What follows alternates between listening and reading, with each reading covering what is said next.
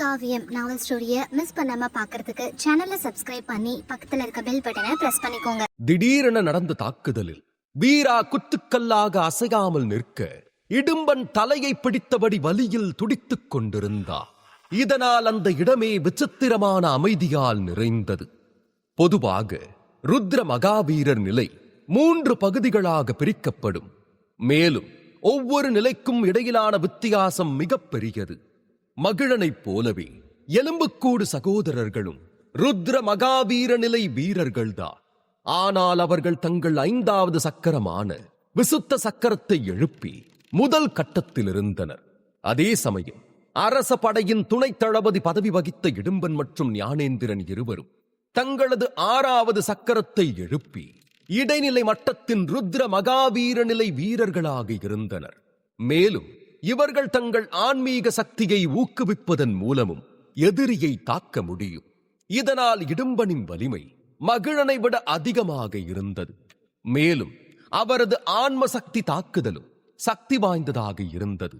இது அவரை விட பலவீனமான ஆன்மாவை கொண்ட ஒரு எதிரியின் ஆன்மாவை உறைய வைக்கும் திறன் கொண்டது.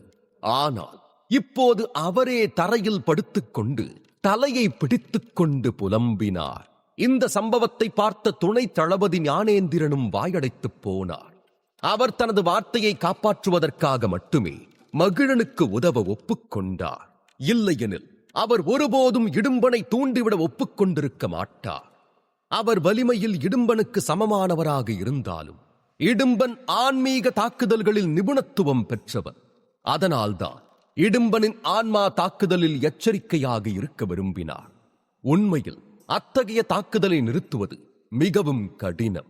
அதனால் குழம்பியவராக வீராவை பார்த்தார். என்ன நடக்குதுங்க? மகிழனோட வந்த இவ நிச்சயம் சாதாரணமானவை அல்ல. அநாகத சக்கரத்தை மட்டுமே எழுப்பியிருக்கான். இந்த சக்கரத்தை வச்சு ஆன்மீக சக்தியை சரியா கட்டுப்படுத்த முடியாது. ஆனா இவ இடும்பனுடைய தாக்குதலையே முறியடிச்சது மட்டும் இல்லாம அவனை தாக்கி காயப்படுத்தியிருக்கா. அதோட தைரியமா இடும்பனையே ஒரு முட்டாள்னு கேலி செய்கிறான் என்று தனக்குள் யோசித்தவர் இது போன்ற ஒன்றை முதன்முறையாக பார்த்திருந்தார். அதனால் மகிழனிடம், சின்னவரே, இவன் தான் உண்மையிலேயே எப்படி செஞ்சானா? என்னால நம்பவே முடியல. இதை எப்படி செஞ்சா என்று கேட்டார். மேலும் இந்த மர்மத்தை புரிந்து கொள்ள தனது அறிவு போதாது என்பதை ஞானேந்திரன் உணர்ந்தார். கார்த்திக்கும் வாயடைத்துப் போனார். இடும்பனது வலிமையை பற்றி அவனுக்கு தெரியாது என்றாலும் அவரது சக்தியையும் அந்தஸ்தையும் அவன் அறிவார். மேலும் எலும்புக்கூடு சகோதரர்களை விட அவர் நிச்சயமாக அதிக சக்தி வாய்ந்தவர் என்பதையும் அவன் அறிவார். அப்படி இருக்க இருவரின் தாக்குதல் முடிந்தபின் அவர் வலியால் முனகிக் கொண்டிருக்க வீரா வெகு அலட்சியமாக நின்று கொண்டிருந்தான். இதனால் இங்கே என்ன நடக்கிறது என்பதை அவனாலும் புரிந்து கொள்ள முடியவில்லை. மற்றவர்களுடன் ஒப்பிடும்போது கார்த்திக் வீராவை பற்றி இன்னும் கொஞ்சம் அறிந்திருந்தான். அவன் ஒரு சாதாரண சீடராகவே சில நாட்களுக்கு முன்பு பொற்கதிர் குழுவில் சேர்ந்திருந்தான். ஆனால் அவன் எப்படி இவ்வளவு சக்தி வாய்ந்தவனாக இருக்க முடியும்? மகிழனின் கண்களில் பிரகாசம் தெரிந்தது. அதான ஏன் யூகம் தப்பாக வாய்ப்பில்லையே. மகிழா, திறமை உன் கண்ணுல இருந்து எப்பவும் தப்பாது. வீராவுக்கு உதவுறதா வாக்கு கொடுத்து ரொம்ப சரியான முடிவு எடுத்திருக்க. இவன் திறமைக்கு அளவே இல்லை. அதனாலதான் ஒரு அநாகத சக்கரத்து போர் வீரனா மட்டுமே இருந்தாலும் சக்தி வாய்ந்த ருத்ர மகாவீர நிலை போர் வீரனுக்கு இணையானவனாக இருக்கான். ஒருவேளை நான் வீராவை குறைச்சு மதிப்பிடுறனோ? அவன்கிட்ட இன்னும் எத்தனை துருப்புச்சீட்டு தான் இருக்கு தெரியலையே என்று யோசித்த மகிழனா இதை அவனிடம் வெளிப்படையாக கேட்கவும் முடியவில்லை. அவன் வீராவுக்கு உதவுவதாக உறுதி அளித்திருந்தான். அதை எண்ணி இப்போது மகிழ்ச்சியாக இருந்தான். இங்கே இடும்பன் தனது தலை வெடிக்கப் போவதைப் போல உணர்ந்தான். அத்துடன் ஒரு கூர்மையான ஆணி தனது ஆன்மாவை துளைத்து வெளியே வருவதைப் போல இருக்க வார்த்தைகளில் வெளிப்படுத்த முடியாத பயங்கரமான வலியை உணர்ந்தார். அதிர்ஷ்டவசமாக ஆன்மாவிடம் சிறிய தாக்குதலால் ஏற்படும் சேதத்தை படிப்படியாக குணப்படுத்தும் ஒரு சிறப்பு இருந்தது. இதனால் இடும்பனின் வலியும் படிப்படியாக குறையத் தொடங்கியது. எப்படியோ வலியை கடந்த பிறகு இடும்பன் மெதுவாக தரையிலிருந்து எழுந்தார். உடனடியாக தனது ஆன்மீக சக்தியை வெளிப்படுத்தினார். இதனால் முழு அறையின் வெப்பநிலையும் திடீரென பல மடங்கு குறைந்தது. கோடைக்காலமாக இருந்த போதிலும் அங்கிருந்த மக்கள் குளிர்ச்சியாக உணரத் தொடங்கினர். ஏ வீரா, என்ன தாக்கி நீ ஒரு பெரிய தப்பு செஞ்சிட்ட. இனி உன்னவும் மரணத்துக்காக கெஞ்ச விடல. என் பேரு இடும்பன் இல்லடா என்ற இடும்பன் வீராவை நோக்கி தனது ஒளியின் பயங்கரமான அழுத்தத்தை வெளியிட்டார். இடும்பனின் முன் வீராவின் உடல் உடனடியாக உறைந்தது. அவன் மீது இருந்த அழுத்தம் ஒரு பெரிய பனிப்பாறை போல இருந்தது. அதால் எந்த மனிதனையும் எளிதாக நசுக்க முடியும். இந்த மனிதனின் வலிமை ஒரு சாதாரண ருத்ர மகாவீரநிலை வீரனை விட மிக அதிகம் என்பதை வீரா உணர்ந்தார். அதே நேரம் நடப்பதை பார்த்த மகிழன் உடனே துணைத் தளபதி ஞானேந்திரன் என்று ஞானேந்திரனை அழைக்க ஞானேந்திரன் உடனடியாக புரிந்து கொண்டார். அவர் முன்னோக்கி நகர்ந்து வீராவின் முன் நின்று தாழ்ந்த குரலில், இடும்பா, உன் வயசென்ன, அவன் வயசென்ன, ஒரு சின்ன பையனை தாக்க உனக்கு வெக்கமா இல்ல என்று கேட்டார். ஞானேந்திரன், என் வழியை விட்டு விலக, இன்னைக்கு இவன் உயிரை பறிக்காம விடமாட்டேன் என்று இடும்பனும் கத்தினார். சாதாரண சூழ்நிலையில் இடும்பன் ஞானேந்திரனின் பேச்சை கேட்டிருப்பார். ஆனால் இப்போது அவரது கோபம் வானம் அளவு இருந்தது. மேலும் அவர் வீராவை துண்டு துண்டாக வெட்ட விரும்பினார். இடும்பன், ஸ்வர்ணபூமி குடும்பத்தோட பாதுகாப்புல இருந்தா உன்னை எதுவும் செய்ய முடியாதுன்னு நினைச்சியா என்று ஞானேந்திரன் கோபமாக கேட்டார்.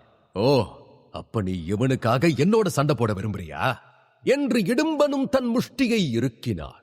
அவர் கையில் வெண்மையான பனிக்கட்டி ஒன்று உருகி அங்கே குளிர் ஒன்றை பரப்பியது.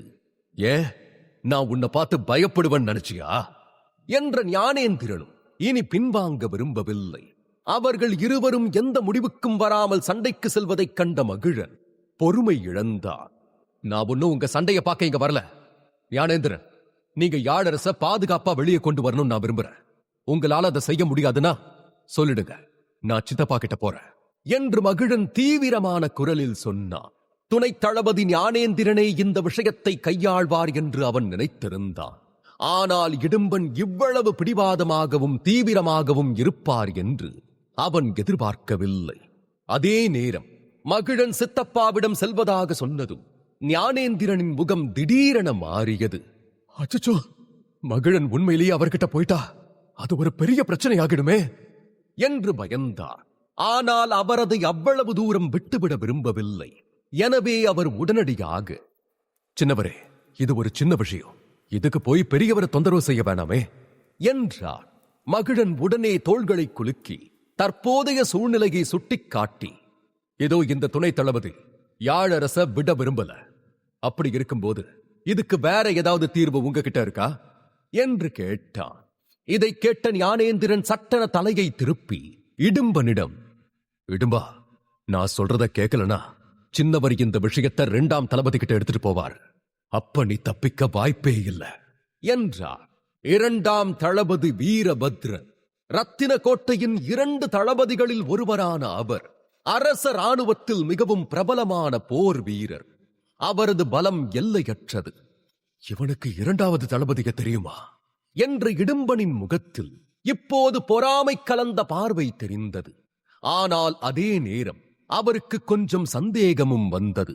இவங்களுக்கு 2ஆம் தளபதி வீரபத்ரன உண்மையிலேயே தெரியுமா, இல்ல என்ன பயமுறுத்த இத சொல்றாங்களா என்று யோசித்த இடும்பன் உடனடியாக எதுவும் சொல்லவில்லை. அவரது முகத்தை பார்த்த மகிழன் கேலி குரலில், நீ என்ன நம்பல போல இருக்கே, சரி, உன்னோட முடிவுக்காக நீ காத்திரு என்று இடும்பனை நிதானமாக பார்த்தான். மகிழன் இடும்பனின் முன்னேயே நின்று கொண்டிருந்தாலும் வீராவை விட அமைதியாக இருந்தான். இது ஒரு வகையான இயல்பான வெளிப்பாடு. இது உயரடுக்கு வாரிசுகளிடம் மட்டுமே காணப்படும் குணம். இவர் செந்தழல் குடும்பத்தோட இளைய வாரிசு. அப்படி இருக்கும்போது இப்ப இவருக்கு 2ஆம் தளபதிய தெரியுமா தெரியாதான்னு நீயே முடிவு செஞ்சுக்க என்று ஞானேந்திரனும் கிண்டலாக சொன்னார். செந்தழல் குடும்பத்தின் பெயரை கேட்டதும் தான் ஞானேந்திரன் ஏன் ஸ்வர்ணபூமி குடும்பத்தின் பெயரை கேட்ட பிறகும் அவர்கள் பின்வாங்கவில்லை என்பது இடும்பனுக்கு புரிந்தது. இது செந்தழல் குடும்பம் அவருக்கு பின்னால் நின்றதால் வந்த பெருமை. செந்தழல் குடும்பம் ஸ்வர்ணபூமி குடும்பத்துடன் போட்டியிட முடியும் என்பது மட்டுமல்லாமல் இரண்டாம் தளபதியும் அணுக முடிந்தவர்கள்தான். இடும்பன் குழந்தை அல்ல. எனவே அவரால் நிலைமையின் தீவிரத்தை சட்டென புரிந்து கொள்ள முடிந்தது. ஸ்வர்ணபூமி குடும்பத்தின் சாகித்யா பைத்தியக்காரன் என்ற பெயரைக் கொண்டு பிரபலமானவனாக இருந்தாலும் செந்தழல் குடும்பத்தின் இளைய வாரிசு இப்போது இந்த கணம் அவருக்கு முன்னால் நின்று கொண்டிருந்தார். அப்படி இருக்க இல்லை என்று சொல்ல வாய்ப்பே இல்லை என்பதை அவர் புரிந்து கொண்டார். அவர் பார்வை வீராவின் மேல் படிந்தது. அவன் மேலிருந்த கோபம் இதயத்தை குடைந்தது. அதே நேரம் மகிழன் கிண்டலாக சிரித்துவிட்டு திரும்பி நடக்கத் தொடங்கினார். அதை பார்த்த இடும்பன் பதறிப் போனார். செந்தழல் குடும்பத்தோட இந்த இளைய வாரிசு உண்மையிலேயே இரண்டாம் தளபதியை கூப்பிட்டுட்டா நான் நிச்சயமா பெரிய சிக்கல்ல மாட்டிக்குவனே ஐயோ என்று நினைத்தார். அதனால் அவர் பல்லை கடித்துக் கொண்டு தலையை ஆட்டி, நில்லுங்க, யாழரசையும் இங்கிருந்து அழைச்சிட்டு போங்க என்றார். மகிழன் நிதானமாக தலையை திருப்பி, சரி சரி, சீக்கிரம், எனக்கும் அதிக நேரம் இல்லை என்றான். இப்போது இடும்பன் கேலி செய்யவோ அல்லது குறுக்கிடவோ துணியவில்லை. அவன் தலையை திருப்பி யாழரசை அழைத்து வருமாறு ஒரு வீரனுக்கு கட்டளையிட்டார். மகிழனின் ஒரு சில வார்த்தைகளே ஆதிக்கம் செலுத்தும் இடும்பனின் வாயை மொத்தமாக அடக்கிவிட்டன. இதை பார்த்த வீரா கொஞ்சம் சங்கடமாக உணர்ந்தார். உயர்குடி குடும்பத்தை சேர்ந்த இளைஞர்கள் மிகவும் சக்தி வாய்ந்தவர்களாக இருந்தனர். அவர்கள் மக்கள் மீது அழுத்தம் கொடுக்கும் போது யாரும் எதிர்க்க துணிவதில்லை. அதே நேரம் வீராவுக்கு எந்த வலுவான பின்னணியும் இல்லை. அவன் தனது சொந்த பலத்தை மட்டுமே நம்பியிருக்க வேண்டியிருந்தது. ஆனால் அது உண்மையில் பெரிய விஷயம் அல்ல. ஒருவரிடம் போதுமான சக்தி இருந்தால், அவர் பயிற்சியின் உச்சத்தை அடைந்தார், அவர் நிச்சயம் தனக்கென சொந்த பின்னணியை உருவாக்கலாம். இடும்பனின் கட்டளையின் பேரில் யாழரசு அங்கு அழைத்து வரப்பட்டார். அவன் முழு உடலும் பலமுறை சவுக்கடியால் அடிக்கப்பட்டது போல் மோசமாக காயமடைந்திருந்தது. ஆனாலும் அவன் நன்றாகவே இருந்தான். அவன் முகம் அமைதியான முகபாவனையுடன் இருந்தது. எப்படி இருந்தால் அவன் ஒரு அர்த்த மகாவீர நிலை போர் வீரன். இந்த காயங்கள் அவனுக்கு ஒன்றும் இல்லை. அழைத்து வரப்பட்டதும் யாழரசு அங்கிருந்த அனைவரையும் பார்த்தான். ஆனால் வீராவை பார்த்தவுடன் அவன் முகத்தில் ஒரு ஆச்சரியம் தோன்றியது. வீரா, நீ நல்லா இருக்கியா? நீ இன்னும் உயிரோட இருக்கியா? உனக்கு ஒன்னும் பிரச்சனை இல்லையே என்று யாழரசு உற்சாகமாக கேட்டான். வீரா மெதுவாக சிரித்தான். நான் நல்லா இருக்கேன்னா என்றான். இது எவ்வளவு பெரிய விஷயம் தெரியுமா? நல்லது, ரொம்ப நல்லது. அந்த ஈசனுக்கு தான் நன்றி சொல்லணும் என்றான். யாழரசு கைது செய்யப்பட்ட போது அவனுக்கு மிகவும் வேதனையாக இருந்த விஷயம் சிறைக்கு செல்வது அல்ல, அவனது சகோதரர்களின் மரணம். அதற்காக மட்டுமே அவன் மிகவும் வருந்தினான். அது மட்டுமின்றி இதில் அவனை காப்பாற்றுவதற்காகவே வீரா பூச்சி ராணியை தன்னை பின்தொடர கட்டாயப்படுத்தினான். இதில் அவன் மிகவும் குற்ற உணர்ச்சியுடன் இருந்தான். அவன் கவனமாக இருந்து பாதை சரியில்லை என்பதை முன்கூட்டியே கவனித்திருந்தால் ஒருவேளை யாரும் இறந்திருக்க மாட்டார்கள் என்று ஒவ்வொரு நிமிடமும் வேதனைப்பட்டான். அதே நேரம் வீரா பாதுகாப்பாக திரும்புவான் என்ற நம்பிக்கையும் யாழரசுக்கு இல்லை. அதனாலேயே இந்த நேரத்தில் யாழரசு ஆச்சரியப்படுவதை விட அதிக மகிழ்ச்சியாக உணர்ந்தார். வீரா, இந்த சதி திட்டத்துக்கு பின்னால இந்த பாவி இடும்பன் இருக்கா. நான் விஷயத்தை கண்டுபிடிச்சிட்டேன்னு என்ன சிறையில் அடைச்சிட்டான் என்று சட்டென கோபமான யாழரசு இடும்பனை நோக்கி சுட்டிக்காட்டி கத்தினான். இடும்பன், எனக்கு உன்னோட எந்த விரோதமும் இல்ல. ஆனாலும் நீ எங்க பயணத்தோட பாதையை மாத்தி பூச்சி ராணி கிட்ட எங்களை மாட்டி விட்ட. அது என் சகோதரர்கள் பல பேருடைய உயிரை காவு வாங்கிடுச்சு. அதுக்காக யாழரசான நான் உனக்கு தண்டனை வாங்கி கொடுக்காம விட மாட்டேன். இது உறுதி என்று சவால் விட்டார். அடுத்து என்ன நடக்கும்? யாழரசின் மிரட்டலை கேட்டு இடும்பன் மறுபடியும் கோபப்படுவானா? கடுமையான போர் நடக்குமா? வீராவும் அவன் நண்பர்களும் அங்கிருந்து தப்பிக்க முடியுமா? தெரிந்து கொள்ள தொடர்ந்து கேளுங்கள். இடும்பன், எனக்கு உன்னோட எந்த விரோதமும் இல்ல. ஆனாலும் நீ எங்க பயண பாதைய மாத்தின. அது என் சகோதரர்கள் பலரோட உயிரை பறிச்சிடுச்சு. அதுக்கு நான் நிச்சயம் உனக்கு தண்டனை வாங்கி தருவேன். இது உறுதி என்று யாழரசு இடும்பனை மிரட்டினான். இடும்பன் முகம் சுழித்தான். யாழரசு தோல்வியை ஏற்றுக்கொள்ள மாட்டான் என்பதை இடும்பன் முன்பே அறிந்திருந்தான். இல்லையெனில் கடந்த முறையே சிறையில் அடைக்கப்பட வேண்டிய அளவுக்கு அவன் இவ்வளவு பிரச்சனையை உருவாக்கி இருக்க மாட்டான். ஆனால் இப்போது செந்தழல் குடும்பத்தின் வாரிசு யாழரசுக்கு உதவ வந்துள்ளான். அதனால் இந்த முறை இடும்பன் ஸ்வர்ணபூமி குடும்பத்திற்காக செந்தழல் குடும்பத்தை கோபப்படுத்தியது மட்டுமல்லாமல் இராணுவ சட்டங்களை மீறியதாகவும் குற்றம் சாட்டப்படுவார். ஆனால் இப்போது அதற்காக வருத்தப்படுவதை தவிர அவரால் வேறு எதுவும் செய்ய முடியாது. யாழரசனா, நாம இதை பத்தி அப்புறம் பேசுவோம் என்ற வீரா யாழரசை மேலும் எதுவும் சொல்ல விடாமல் தடுத்தார். இப்போது யாழரசு விடுவிக்கப்பட்டதால் இனி எதையும் யோசித்து செய்யலாம். மேலும் உணர்ச்சி வசப்பட்டு தவறு செய்ய வீரா விரும்பவில்லை. அதுபோல யாழரசும் பிடிவாதமாக இருந்தாலும் அவனுக்கு நிலைமை தெளிவாக தெரியும். எனவே வீரா சொன்னதை புரிந்து கொண்டவன் இடும்பனை வெறுப்புடன் பார்த்துவிட்டு வாயை மூடிக்கொண்டான். பின்னர் ஞானேந்திரன் அனைவரையும் தன்னுடன் அழைத்துக் கொண்டு அந்த கட்டடத்திலிருந்து வெளியே வந்தார்.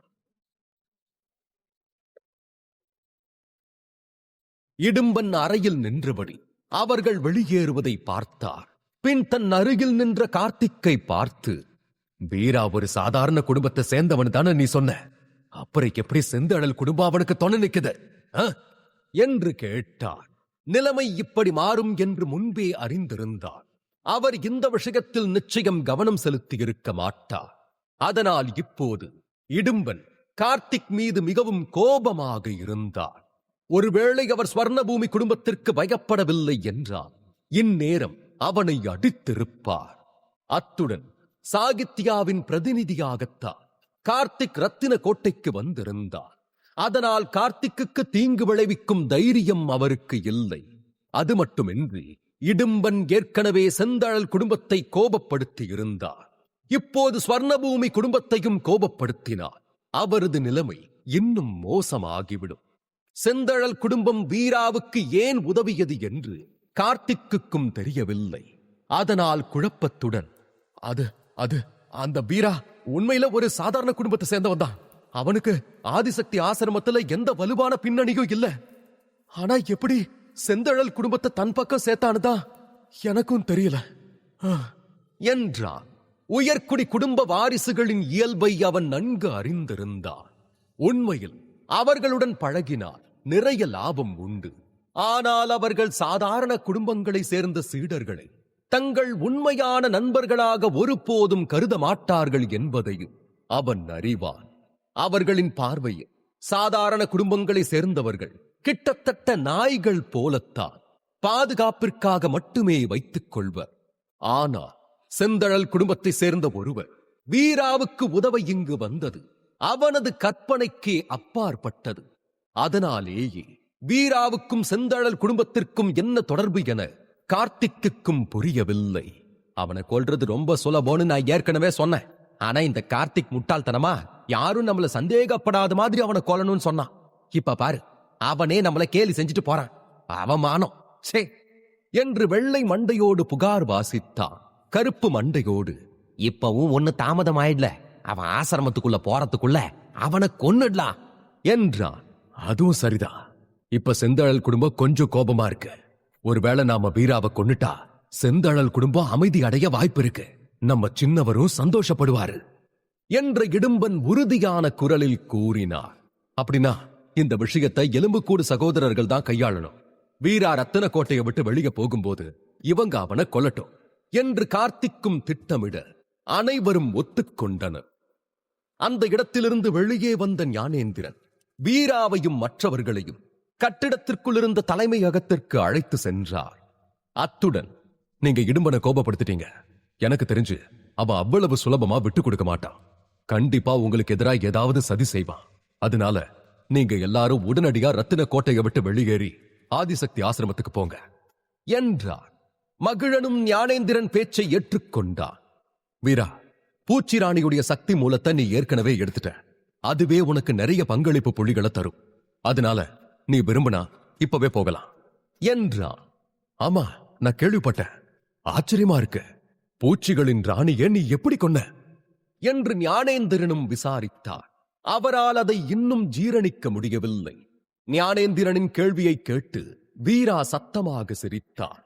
ஆனால் எதுவும் சொல்லவில்லை. இப்போது பூச்சிராணி பேய் சுடர் சிங்கத்தால் கொல்லப்பட்டதாக அவனால் எல்லோரிடமும் சொல்ல முடியவில்லை. பூச்சிராணியின் சக்தி மூலம் பிரச்சனை அல்ல, ஆனால் அவனிடம் பேய் சுடர் சிங்கத்தின் சக்தி மூலமும் உள்ளது என்பது அவர்களுக்கு தெரிந்தார். நிலைமை எப்படி மாறுமென யாருக்கு தெரியும்? உண்மையில் அந்த நெருப்பு சக்தி மூலமானது மருந்து தயாரிப்பிற்கு மிகவும் பயனுள்ள பொருளாக இருந்தது. 8 பெரிய குடும்பங்களால் கூட அதன் மீதான பேராசையை தவிர்க்க முடியாது. அவர்கள் பேய் சுடர் சிங்கத்தை பற்றி அறிந்தால் நிச்சயமாக அதை தேடி வேட்டையாட ஆட்களை அனுப்புவார்கள். ஒருவேளை தற்செயலாக பேய் சுடர் சிங்கத்தின் உடலையும் பூச்சி ராணியையும் கண்டுபிடித்தால் நெருப்பு சக்தி மூலமானது வீராவிடம் இருக்கும் என்று எளிதாக யூகித்திடுவர். இது வீராவுக்கு ஒரு பெரிய அச்சுறுத்தலாக இருக்கும். பிரச்சனையை தானே அழைக்கும் அளவுக்கு வீராவும் முட்டாள் அல்ல. அதனால் உடனடியாக தலைப்பை மாற்றியவன், மகிழன், பூச்சிராணியுடைய சக்தி மூலத்துக்கு ஈடா நான் எத்தனை பங்களிப்பு புள்ளிகளை பெறுவேன் என்று கேட்டான். அதுவரை அவர்களின் பேச்சை கேட்டுக்கொண்டிருந்த ஜெகதீசன் சட்டன வீராவின் கேள்வியில் சிரித்தான். ஹே வீரா, இது கூட உனக்கு தெரியாதா என்று கேட்டான். வீரா தோள்களை குலுக்கிக் கொண்டான். பூச்சிராணியின் சக்தி மூலத்தை பெற முடியும் என்று அவன் கற்பனை கூட செய்யவில்லை. அதனால் அதை பற்றி ஆராயவும் இல்லை. மகிழன் சிரித்துக் கொண்டே, பூச்சிராணியுடைய ஒரு சக்தி மூலத்தால உனக்கு 5000 புள்ளிகள் கிடைக்கும், கொஞ்சம் குறைவான தொகைதான் என்றான். எது குறைவா என்ற ஜெகதீசன் மற்றும் வீரா இருவரும் வாய்ப்பிழந்தனர். 5000 பங்களிப்பு புள்ளிகள் என்பது அடிப்படையில் 10,000 குறைந்த தர ஆன்மீக கற்கள். முழு யவன பேரரசிலும் ஒரு குடும்பத்தில் 5000 குறைந்த தர ஆன்மீக கற்கள் இருந்தாலே அவை நடுத்தர அளவிலான குடும்பமாக கருதப்படும். ஆனால் மகிழனின் பார்வையில் இது ஒரு சிறிய தொகைதான். உயர்குடி குடும்பத்தின் சக்தி உண்மையில் அதிகம் என்பதை வீராவும் ஜெகதீசனும் ஒப்புக்கொள்ள வேண்டியிருந்தது. 5000 புள்ளிகள் உண்மையிலேயே நிறையதான், ஆனா அது போதாது. அதனால நான் இன்னும் அதிக புள்ளிகளை பெற முயற்சிக்கணும் என்று வீரா முன்னோக்கி பார்த்தபடி கூறினார். வீராவின் ஆரம்ப இலக்கு 500 புள்ளிகள் மட்டுமே. அதை கருப்பு மலைக்கு ஒரு பயணமாக பயன்படுத்த விரும்பினான். ஆனால் இப்போது வீரா தன் எண்ணத்தை மாற்றிக்கொண்டார். இப்படி பூச்சிகளை கொல்வதன் மூலம் அதிகபட்ச புள்ளிகளை பெற விரும்பினான். எப்படியும் கருப்பு மலையிடமிருந்து வேதாவை காப்பாற்ற அவனுக்கு லட்சக்கணக்கான புள்ளிகள் தேவைப்பட்டன. ஆனால் இதுவரை வீரா சில 1000 புள்ளிகளை மட்டுமே சம்பாதிக்க முடிந்தது. மேலும் பூச்சிகளை வேட்டையாடுவது குறிப்பாக ஒரு சில காலகட்டத்தில் மட்டுமே நடக்கும். எனவே வீரா புள்ளிகளை குவிக்க இது ஒரு நல்ல நேரமாக இருந்தது. மேலும் இந்த பூச்சிகளும் பொதுவாக 2 முதல் 3 மாதங்கள் மட்டுமே வாழ்கின்றன. இதற்கு பின் வீரா அடுத்த ஆண்டு வரை காத்திருக்க வேண்டியிருக்கும். எனவே வீரா இந்த வாய்ப்பை வீணாக்க விரும்பவில்லை. அதே நேரம் மகிழனும் மற்றவர்களும் வீராவை விசித்திரமாக பார்த்தார்கள். வீராவுக்கு ஏன் இவ்வளவு புள்ளிகள் தேவை என்று அவர்களுக்கு புரியவில்லை. மருத்துவ மூலிகைகள், தற்காப்பு கலைநுட்பங்கள் அல்லது மரண ஆயுதங்கள், இவற்றில் ஏதேனும் ஒன்றை பெறுவது என்றாலும் 5000 புள்ளிகள் போதுமானதாகவே இருக்கும். ஏ வீரா, இவ்வளோ புள்ளிகள் பத்தாதுன்னா உனக்கு எத்தனை புள்ளிகள் தான் தேவை என்று ஜெகதீசன் ஆச்சரியத்துடன் கேட்டான். அதுவா, சுமார் 50 லட்சம் புள்ளிகள் என்று வீரா புன்னகையுடன் கூறினார். இதை கேட்டதும் ஜெகதீசன் பயங்கரமாக இரும ஆரம்பித்தார். ஆதிசக்தி ஆசிரமத்தை பற்றி மிக குறைவாகவே அறிந்திருந்த யாழரசு கூட இப்படி லட்சக்கணக்கான புள்ளிகளை பற்றி கேள்விப்பட்டு பயந்தான். எல்லாவற்றிற்கும் மேலாக யாழரசு ஆதிசக்தி ஆசிரம சீடர்களுடன் அடிக்கடி தொடர்பு கொண்டிருந்தார். ஒரு பூச்சித் தலைவனின் ஒரு சக்தி மூலத்திற்கு ஈடாக 5 பங்களிப்பு புள்ளிகளை பெற முடியும் என்பதையும் அவன் அறிந்திருந்தான். இந்த வழியில் லட்சக்கணக்கான புள்ளிகள் வேண்டுமானால் அவன் லட்சக்கணக்கான அல்லது கோடிக்கணக்கான சாதாரண பூச்சிகளை வேட்டையாட வேண்டியிருக்குமே. இந்த எண்ணிக்கை உண்மையில் மிகவும் பயங்கரமானது. அவர்களில் மகிழன் மட்டும்தான் வீராவுக்கு ஏன் லட்சக்கணக்கான புள்ளிகள் தேவை என்று யோசித்துக் கொண்டிருந்தான். 50 லட்ச புள்ளிகள்னா 1 கோடி குறைந்த தர ஆன்மீக கற்களுக்கு சமம். உயர்குடி குடும்பத்துக்கு கூட இது ஒரு மிகப்பெரிய தொகை. ஆதிசக்தி ஆசிரமத்துல சில விஷயங்களுக்கு மட்டும்தான் லட்சக்கணக்கான புள்ளிகள் தேவைப்படும். அதுல ஒண்ணு தெய்வீக தர ஆயுதத்தை பெறது. ஆனா வீரா ரொம்பவே பலவீனமா இருக்கான். அவனால தெய்வீக தர ஆயுதத்தோட சக்தியை பயன்படுத்த முடியாது. 2வது வழி தெய்வீக நிலத்தோட சோதனையில பங்கேற்கிறது. ஆனா அதுக்கு 5 லட்சம் புள்ளிகள் இருந்தாலே மந்திர பாதையை திறக்க முடியும். ஆனாலும் அங்க போறதுக்கும் வீராவோட சக்தி போதுமானதா இல்ல. 3வது கருப்பு மலையிலிருந்து ஒருத்தரை விடுவிக்கிறது என்று யோசித்தபடி வந்த மகிழன் ஓரளவு உண்மையை நெருங்கியதை உணர்ந்தார். கடந்த சில ஆண்டுகளில் கருப்பு மலையில் பலர் சிறையில் அடைக்கப்பட்டனர். ஆனால் அவர்களில் பெரும்பாலானோருக்கு 3 மற்றும் 5 ஆண்டுகள் மட்டுமே சிறை தண்டனை விதிக்கப்பட்டது. 50 லட்ச புள்ளிகள், அதாவது 1000 ஆண்டுகள். அப்படின்னா என்ற மகிழன் நினைவலைகள் ஒரு பெண்ணை நினைவு கூர்ந்தது. தேவதையைப் போல அழகாக, ஒரு சிறந்த போர் வீரனைப் போல வீரமாக இருந்த ஒரு பெண்ணுக்குத்தான் கருப்பு மலையில் 1000 ஆண்டுகள் சிறை தண்டனை விதிக்கப்பட்டது. அவளுடைய குலத்தின் பெயரும் சிம்மன் என்றுதான் மகிழன் கேள்விப்பட்டிருந்தார். ஒருவேளை வீரா அந்த பொண்ணோட சகோதரனா இருப்பானா? இந்த புள்ளிகள்லாம் அவளை கருப்பு மலையிலிருந்து காப்பாத்தவா என்றே வரிசையாக யூகித்த மகிழனுக்கு அனைத்தும் தெளிவாகியது. அவன் தனது யூகத்தில் முழு நம்பிக்கையையும் கொண்டிருந்தான். மகிழன் வேதாவை தனிப்பட்ட முறையில் அறிந்திருக்கவில்லை என்றாலும் செந்தழல் குடும்பத்தின் முக்கிய உறுப்பினராக இருந்ததால் ஆதிசக்தி ஆசிரமத்தில் நடக்கும் முக்கிய நிகழ்வுகளை அவன் புறக்கணித்ததில்லை. இவங்க 2 பேரோட திறமையும் உச்சத்துலதான் இருக்கு, அடேங்கப்பா என்று யோசித்த மகிழனால் பெருமூச்சு விடாமல் இருக்க முடியவில்லை. ஒரு சாதாரண குடும்பத்தில் பிறந்த அந்த பெண் பல உயர்குடி குடும்பங்களை புண்படுத்தியதுதான் பரிதாபம். இல்லையெனில் அவள் கருப்பு மலையில் சிறையில் அடைக்கப்பட்டிருக்க மாட்டாள். வீராவோட யோசனை எளிதுதான். எப்படியாவது 50 லட்ச புள்ளிகளை சேகரிச்சுட்டா வேதாவை கருப்பு மலை கிட்ட இருந்து காப்பாத்திடலான்னு நினைக்கிறான். ஆனா உண்மையில அது அத்தனை எளிமையான விஷயமா இருக்க முடியாதே. வீரா 50 லட்ச புள்ளிகளை பெற்றுட்டா வேதாவை கருப்பு மலை கிட்ட இருந்து வெளியேற்றலாம். ஆனா பாசுபத குடும்பத்தை சேர்ந்தவங்க இந்த விஷயத்தை அவ்வளவு சுலபமா விடமாட்டாங்களே. என்ன கடைசியில வலிமைதான எல்லாத்தையுமே தீர்மானிக்குது. இதுக்கு மேல வீராவுக்கு அவங்களை எதிர்த்து போராட வலிமை இருக்கா இல்லையாங்கிறத பொறுத்துதான் எல்லாமே இருக்கு என்று தனக்குள் யோசித்துக் கொண்டிருந்த மகிழன் உணரவே இல்லை. அவன் ஏற்கனவே வீராவை பராமரிக்க தொடங்கிவிட்டான் என்பதை. பின் சிறிது நேரம் யோசித்தவன், சரி, பூச்சிகளை கொல்ல நீ இங்க தங்க நினைச்சா உன்னால முடியும் வீரா. ஆனா நீ அவங்க கிட்ட ரொம்ப கவனமா இருக்கணும் என்றான். கண்டிப்பா மகிழன், நான் கவனமா இருப்பேன். உன்னோட உதவிக்கு ரொம்ப ரொம்ப நன்றி என்று வீரா மரியாதையுடன் கூறினான். மகிழன் லேசான புன்னகையுடன் வீராவின் தோளை தட்டினான். அதெல்லாம் தேவையில்லை. சீக்கிரம் 50 லட்சம் புள்ளிகளை சேகரிச்சுட்டு அவளை எப்படியாவது கருப்பு மலையிலிருந்து வெளியே கூட்டிட்டு வா என்றான். மகிழனின் வார்த்தைகளை கேட்டதும் தான் அவன் 50 லட்ச புள்ளிகள் வேண்டுமென உளறியது வீராவுக்கு நினைவுக்கு வந்தது. கொஞ்சம் வெட்கமாக இருந்தது. இப்படி அவன் உளறுவது அவனது உண்மையான நோக்கத்தை யூகிக்க, மற்றவர்களுக்கு ஒரு துப்பை அளிப்பது அவனுக்கு புரிந்தது. ஐயோ, அறிவு கெட்ட வீரா, இப்படியா உளறுவ? இந்த மகிழன் உண்மையிலேயே பெரிய குடும்பத்து வாரிசுன்னு நிரூபிக்கிறான். எவ்வளவு சுலபமா என்னோட அசல் நோக்கத்தை கண்டுபிடிச்சிட்டான் என்று தனக்குள் மகிழனை பாராட்டியவன் தன்னை மறக்காமல் இன்னும் சிறிது நேரம் திட்டிக் கொண்டான். அடுத்து என்ன நடக்கும்? மகிழன் உண்மையில் வீராவை பற்றி கவலைப்படுகிறானா, அல்லது இதன் பின்னணியில் ஏதேனும் திட்டம் உள்ளதா?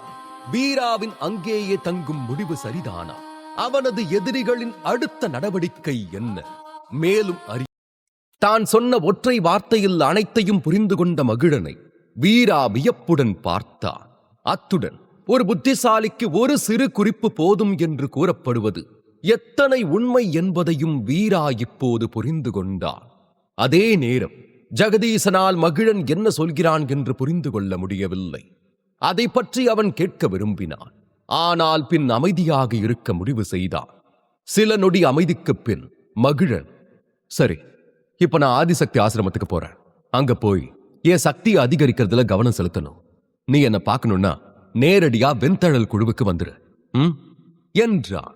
வெண்தழல் குழு மிகவும் சக்தி வாய்ந்த குழுவாக இருந்தது. இது ஆதிசக்தி ஆசிரமத்தின் அனைத்து குழுக்களிலும் 3வது இடத்தில் இருந்தது. செந்தழல் குடும்பத்தை சேர்ந்த பெரும்பாலான உறுப்பினர்கள் இந்த குழுவின் சீடர்கள்தான். சரி, நான் ஆதிசக்தி ஆசிரமத்துக்கு திரும்பினதும் நிச்சயமா வெண்தழல் குழுவில் வந்து உன்னை சந்திக்கிறேன் என்று வீரா சம்மதித்து அமைதியானான்.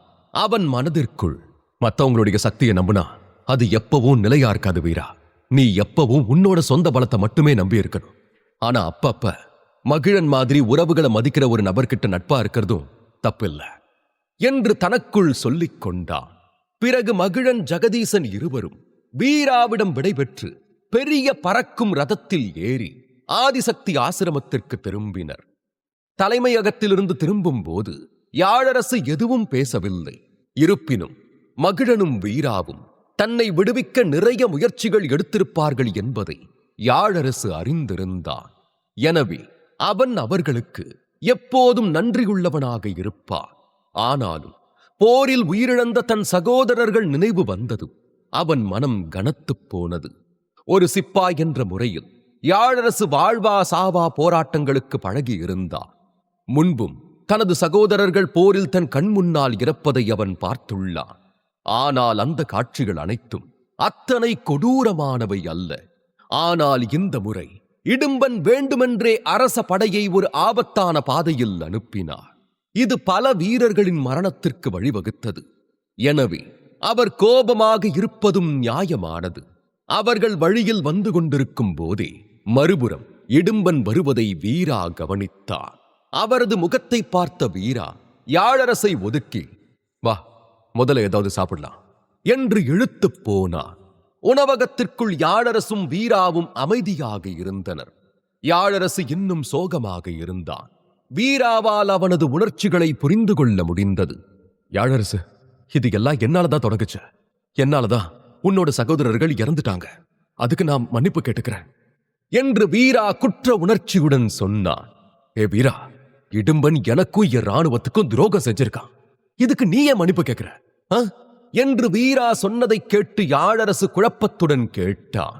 ஆனா இடும்பனோட இலக்கு அரச படையில்ல, நான் தான். அவனோட உண்மையான இலக்கு நான். சிலர் என்ன கொல்ல விரும்புறாங்க, அவங்களுக்கு உதவணும் தான் இடும்பன் என்ன கொல்ல இந்த திட்டத்தை வகுத்திருக்கான் என்று வீரா உண்மையான காரணத்தை விளக்கினான். உண்மையில் அவனின் குறி வீராதான். ஆனால் அதில் பாதிக்கும் மேற்பட்ட அரச படையினர் உயிரிழந்து விட்டனர்.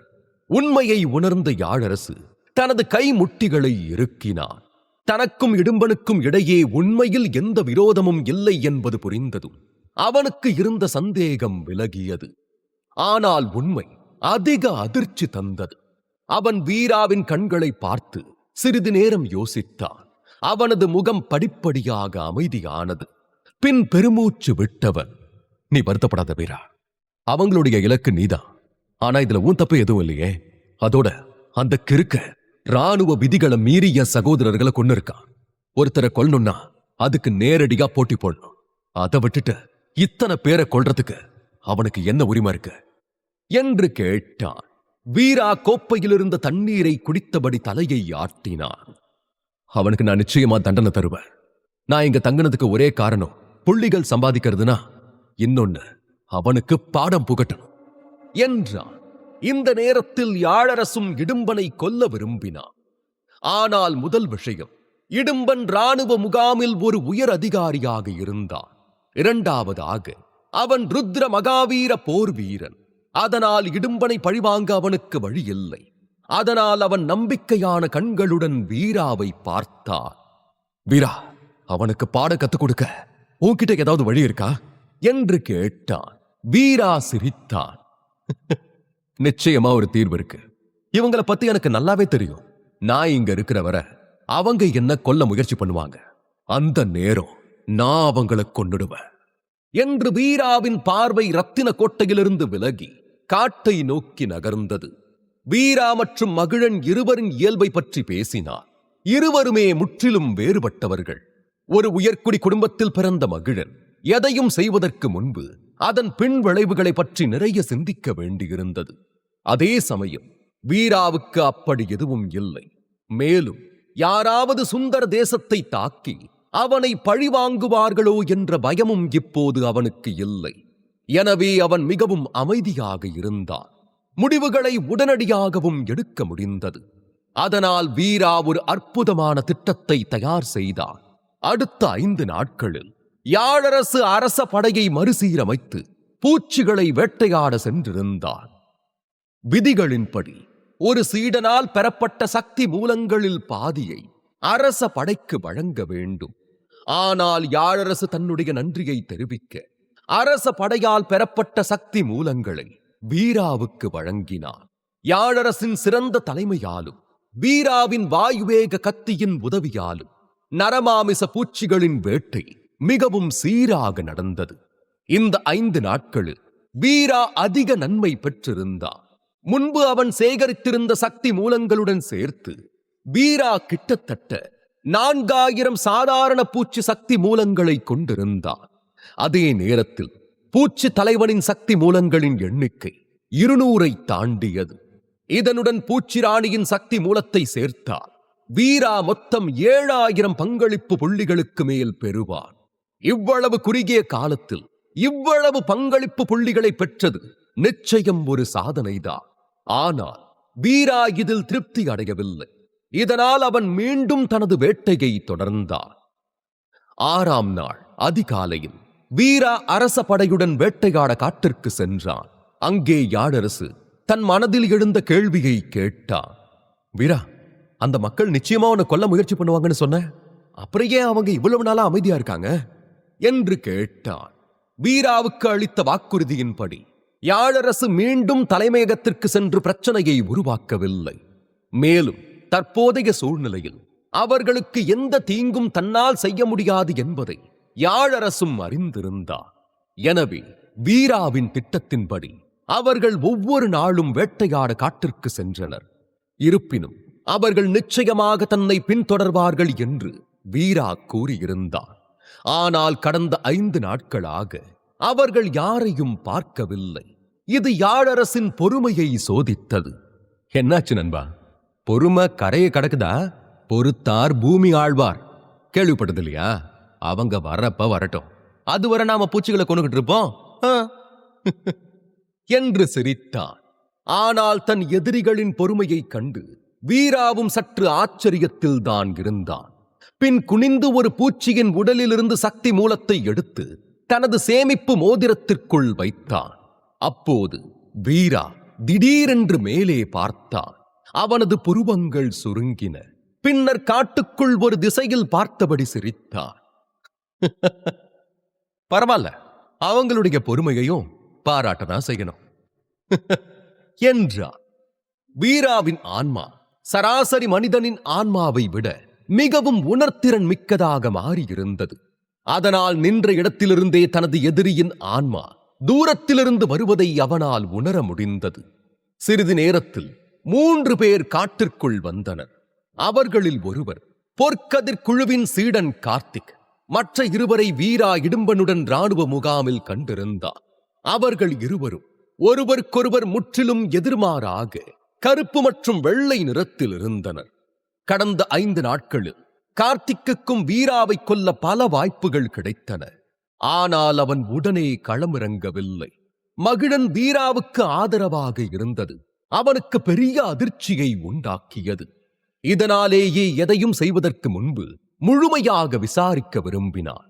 அது மட்டுமின்றி செந்தழல் குடும்பத்திற்கும் ஸ்வர்ணபூமி குடும்பத்திற்கும் இடையிலான மோதல் காரணமாக அவன் ஒவ்வொரு அடியையும் மிகவும் எச்சரிக்கையுடன் எடுத்து வைத்தான்.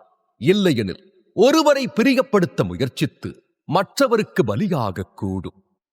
நிலைமையை நன்றாக புரிந்து கொண்ட பின்பே ஒரு விஷயம் அவனுக்கு தெளிவாக தெரிந்தது. வீராவும் மகிழனும் சில நாட்களுக்கு முன்புதான் சந்தித்தார்கள். அவர்கள் அரச படையில் ஒன்றாக வேட்டையாடினார்கள். மற்றபடி வீராவுடன் அவனுக்கு ஆழமான உறவு இல்லை.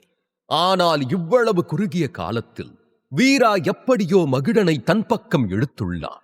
இது நிச்சயம் பெரிய சாதனையே. ஆனால் இப்போது மகிழனும் இல்லாததால் கார்த்திக்கின் அனைத்து கவலைகளும் நீங்கிவிட்டன. ஒரு வழியாக அனைத்தையும் விசாரித்து நிம்மதியானவன் இப்போது வீராவிடம் வெளிப்படையாக வந்து விட்டான். வேகமாக முன்னோக்கி வந்த கார்த்திக் சிரித்தபடி, நீ உண்மையிலேயே ஒரு முட்டாள் வீரா. நாங்க உன்னை கொல்ல வருவோன்னு உனக்கு தெரியும். ஆனாலும் நீ இங்கேயே தங்கி பூச்சிகளை வேட்டையாடிக்கிட்டு இருக்க என்றா. இதை கேட்ட வீரா கண்களை சுருக்கி, ஆமா கார்த்திக், நீ ஆதிசக்தி ஆசிரமத்திலிருந்து என்ன கொல்ல தானே வந்த. உன் கூட இவ்வளவு சக்தி வாய்ந்த உன் தோழர்கள் இருக்காங்க. ஆனாலும் நீ ஏன் இவ்வளவு நாளா எலி மாதிரி பொந்துக்குள்ள போய் ஒளிஞ்சுக்கிட்டு இருந்த? ஒருவேளை என்ன பார்த்தா உனக்கு அவ்வளோ பயமா இருந்ததா என்ன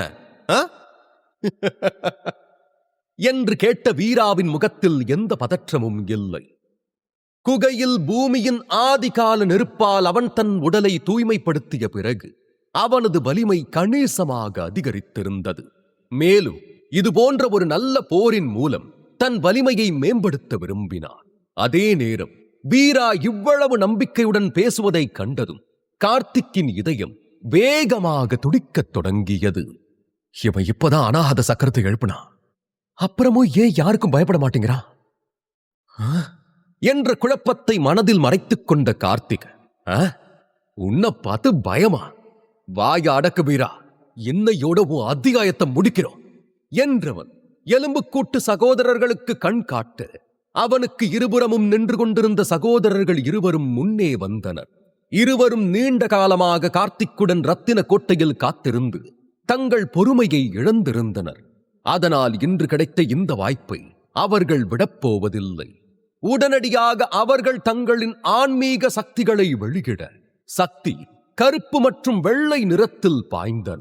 அதை ஒன்றிணைத்த சகோதரர்கள் இருவரும் முகத்தில் கேலியுடன் வீராவை நோக்கி முன்னேறி வந்தனர். இருவரது ஒன்றிணைந்த வலிமை மிகவும் பிரமிக்க வைக்கும் அளவுக்கு இருந்தது. ஒரு ருத்ர மகாவீரர் நிலை போர் வீரன் மட்டுமே இத்தகைய சக்தியை கொண்டிருக்க முடியும்.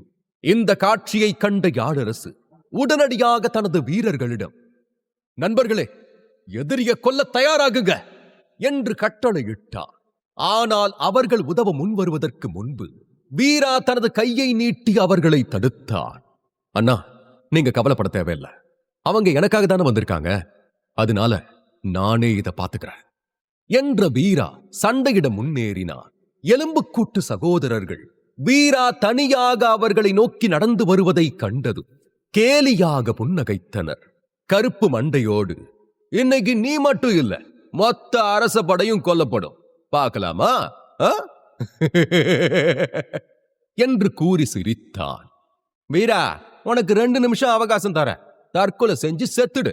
இல்ல உன் மரணம் எவ்வளவு கொடூரமா இருக்குன்னு உன்னால கற்பனை பண்ணி கூட பார்க்க முடியாது என்று வெள்ளை மண்டையோடு எச்சரித்தார். இருவரின் கண்களும் வீராவுக்கு நரகத்தை காட்டப்போகும் வெறியில் பிரகாசித்தன. அத்துடன் ஆன்மீக சக்தி தாக்குதல், ஆன்மீக சக்தி தாக்குதல் என்று கத்தியபடி இருவரும் கருப்பு மற்றும் வெள்ளை புகையாக மாறி வீராவை நோக்கி விரைந்தனர். வீரா வலிமையான உடலை கொண்டிருந்தால் அவன் மிகவும் எச்சரிக்கையாகவே இருந்தான். எல்லாவற்றிற்கும் மேலாக 2 ருத்ர மகாவீரர் நிலை வீரர்களை ஒரே நேரத்தில் எதிர்கொள்வது இதுவே முதல் முறை. அடுத்து என்ன நடக்கும்? இந்த 2 சகோதரர்களிடமிருந்து வீரா தனது உயிரை காப்பாற்ற முடியுமா, அல்லது அவனது வாழ்க்கை இன்று இங்கேயே முடிவடையுமா? தெரிந்து கொள்ள, பொதுவாக ஒரு வீரர் ருத்ர மகாவீர போர் வீரராக மாறிய பிறகுதான் அவர் உண்மையான போர் வீரர் என்ற அந்தஸ்தையே பெறுவார். மேலும் அந்த வீரர் விசுத்த சக்கரத்தை எழுப்பிய பிறகுதான் அவரால் அவர் மூலாதாரத்தில் உருவாக்கப்பட்ட ஆன்மீக சக்தியை முழுமையாக பயன்படுத்த முடியும். உண்மை என்னவென்றால், விசுத்த சக்கரத்தை எழுப்பிய பின் ஒரு போர் வீரனின் ஆன்மீக சக்தி அவனை சுற்றியுள்ள பிரபஞ்ச சக்தியை உறிஞ்சிக் கொள்ளும். அதை குண்டலினி சக்கரங்கள் மூலம் பல வழிகளில் பயன்படுத்த முடியும். இப்படித்தான் ருத்ர மகாவீர வீரர்கள் சாதாரண மனிதர்களின் வரம்புகளை விட ஒரு படி மேலே செல்கிறார்கள். பொதுவாக ஒரு சாதாரண மனிதனின் ஆயுட்காலம் 70 முதல் 80 ஆண்டுகள் ஆகும். அப்படி இருக்க 90 அல்லது 100 ஆண்டுகள் வாழ்வதே நீண்ட ஆயுளாக கருதப்படுகிறது. ஆனால் ருத்ர மகாவீர போர் வீரர்களானவர்கள் தங்கள் குண்டலினி சக்கரங்களை எழுப்பினாலே அவர்களின் குறைந்தபட்ச ஆயுட்காலம் 150 ஆண்டுகள் ஆகிறது. இதனாலேயே ருத்ர மகாவீர போர் வீரர்கள் எங்கு சென்றாலும் மிகுந்த மரியாதையுடன் பார்க்கப்படுகிறார்கள். இந்த நேரத்தில் எலும்புக்கூட்டு சகோதரர்களின் உடல்களிலிருந்து வெளிப்படும் ஆன்மீக சக்தி கருப்பு மற்றும் வெள்ளை புகையாக மாறியது. அந்த புகை வீராவை முழுமையாக மூடிக்கொண்டது. வீரா சுற்றி பார்த்தபோது சுற்றியிருந்த காட்சிகள் அனைத்தும் மறைந்து போய் அவனது பார்வைக்கு வெறும் மங்கலான கருப்பு வெள்ளை புகைமூட்டம் மட்டுமே தெரிந்தது. வீராவின் அருகில் நின்ற யாழரசை கூட அவனால் பார்க்க முடியவில்லை. இந்த மூடுபனி அவன் பார்வையை தடுத்தது மட்டுமல்லாமல் வெளியிலிருந்து வரும் ஓசைகளையும் முற்றிலுமாக தடுத்தது. வீரா எந்த சத்தத்தையும் கேட்க முடியவில்லை. ஆனாலும் அவன் அமைதியாக தன் இடத்தில் நின்று சண்டைக்கு தயாராகத் தொடங்கினான். வீரா கவனமாக பார்க்க திடீரென அவனுக்கு முன்னால் இருந்த கருப்பு புகையிலிருந்து ஒரு உருவம் தோன்றியது. அத்துடன் புகையாலான ஒரு கத்தியும் அவனை நோக்கி நகர்ந்தது. மூடு பணிகளை ஒளிஞ்சுக்கிட்டு தாக்க போறீங்க, அவ்வளவுதானே? இது ஒன்னும் அவ்வளோ கடினமா இல்லையே உங்களை என்ற வீரா வேகமாக அந்த கருப்பு உருவத்தை நோக்கி நகர்ந்தான். கத்தி அவனை தாக்குவதற்கு முன்பே வீரா அவனை தாக்கினான். வீராவின் கடுமையான குத்து அந்த உருவத்தை தாக்கியதும் அந்த உருவம் சட்டென வெடித்து அழிந்தது. இதைக் கண்டு வீரா திகைத்துப் போனான். என்னது என்றவன் முதலில் அந்த கருப்பு உருவத்திற்குள் யாரோ மறைந்திருக்க வேண்டும் என்றே நினைத்தான். ஆனால் இப்போதுதான் அது மூடுபனியால் ஏற்பட்ட ஒரு மாயை என்பதை உணர்ந்தான். அந்த கருப்பு புகை கலைந்த போது தூரத்தில் அதே போல மேலும் 3 தனித்தனி கருப்பு புகை மேகங்கள் போல மிதந்து கொண்டிருந்தன. திடீரென்று அவை மனித வடிவங்களாக மாறின. அத்துடன் நீண்ட கத்திகள் வெளிவந்து வீராவை தாக்கின. இந்த 3 புகை உருவங்களையும் கவனித்த வீரா தனது 2 கைகளாலும் 2 மனித உருவங்களை தாக்கி முதல் 2 மாயைகளை உடைத்தார். 3வது புகையை தாக்க வீரா நகர்ந்த போது 3வது புகையிலிருந்து ஒரு கருப்பு முஷ்டி வெளியே பாய்ந்தது. வீரா அதற்கு பதிலளிக்கும் முன்பே முஷ்டி மிகுந்த சக்தியுடன் அவன் மீது மோதியது. ருத்ர மகாவீர நிலையை அடைந்த ஒரு போர் வீரனின் குத்தின் வலிமையுடன் அந்த முஷ்டி வீரா மீது மோதியது. அத்துடன் வீரா இந்த தாக்குதலுக்கு தயாராக இல்லை. மேலும் அவனது உடலில் எந்த கவசமும் இல்லை. இதனால் அந்த குத்து வீராவை பல அடி தூரம் பின்னுக்கு தள்ளியது. அவன் தரையில் மோதி பலத்த சத்தத்துடன் விழுந்தான். ருத்ர மகாவீர போர் வீரனுடைய வலிமை ரொம்பவே பயங்கரமானதாதான் இருக்கு. 3வது மாயையா அந்த கருப்பு நிற மனுஷன் இருப்பான்னு எதிர்பார்க்கவே இல்லை. மாயைக்கும் மனுஷனுக்கும் வித்தியாசமே தெரியலையே. நல்ல வேளையா என் உடல் வலுவா இருக்கு. ஆனாலும் ஒருவேளை இந்த குத்து இன்னும் கொஞ்சம் சக்தி வாய்ந்ததா இருந்திருந்தாலும் எனக்கு நிச்சயமா உள்காயம் ஏற்பட்டிருக்கும் நினைக்கிறேன் என்று யோசித்தபடி வீரா மெதுவாக தரையிலிருந்து எழுந்து அமர்ந்தான். அவன் முகத்தில் அமைதி தெரிந்தது. காரணம், பூமியின் ஆதிகால நெருப்பால் அவன் தன் உடலை செம்மைப்படுத்திய பிறகு அவனது சண்டை மற்றும் தாக்குதல் திறன்கள் பெரிதும் மேம்பட்டிருந்தன. எனவே இப்போது அவன் கருப்பு மண்டையோட்டின் தாக்குதல் சக்தியை முழுமையாக உள்வாங்கிக் கொண்டான். இதனால் வீராவின் உடலில் சூடான வெப்ப நீரோட்டம் வேகமாக பாயத் தொடங்கியது.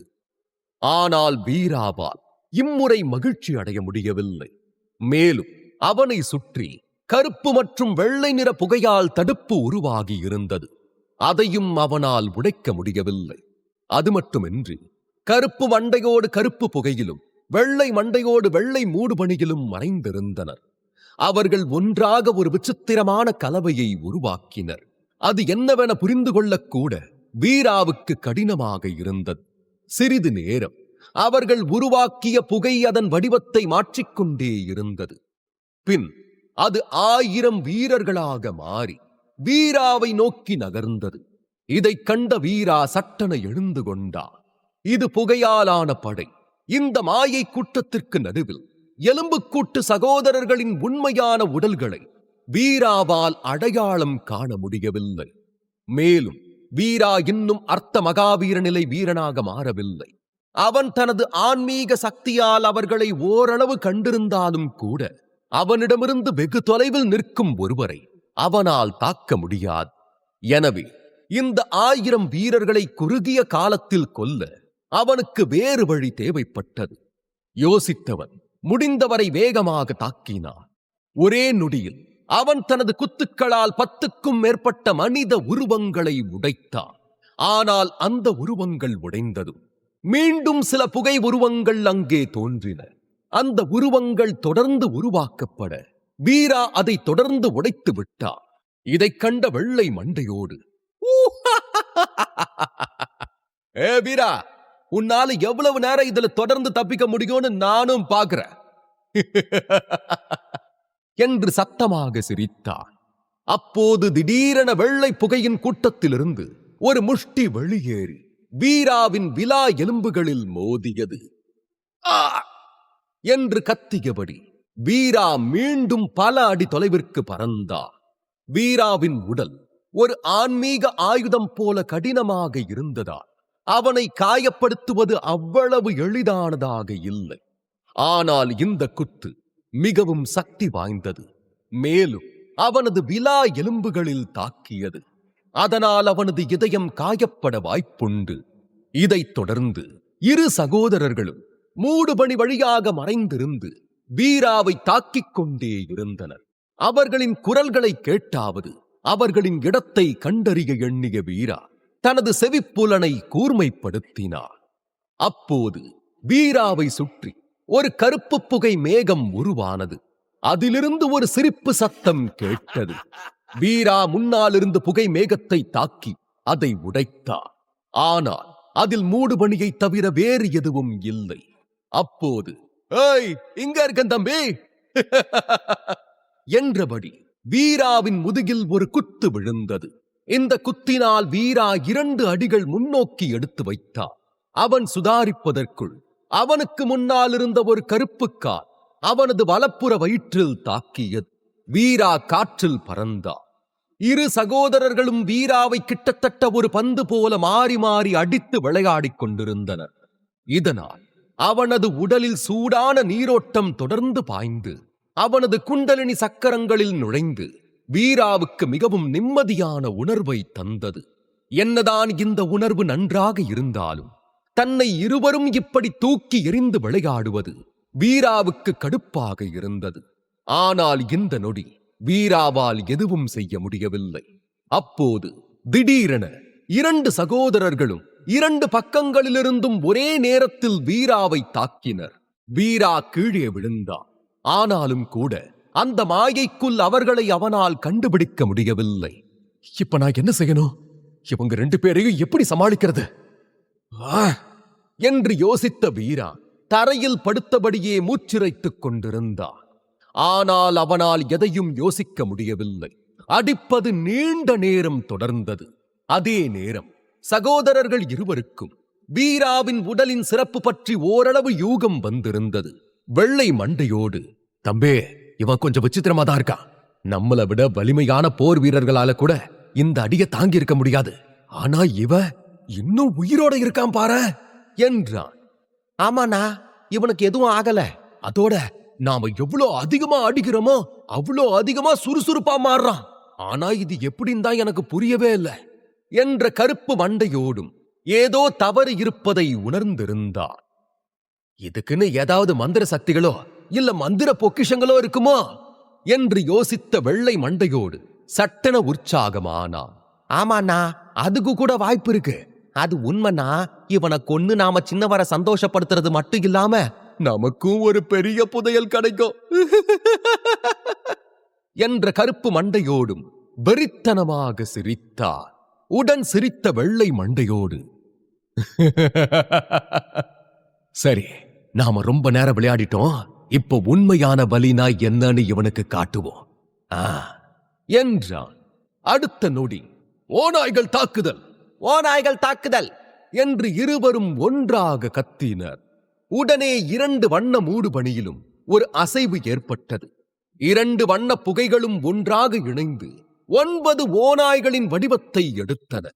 அவற்றின் உடல்கள், பாதங்கள் மற்றும் தலைகள் மெதுவாக மூடு பனியில் தெரிய ஆரம்பித்தன.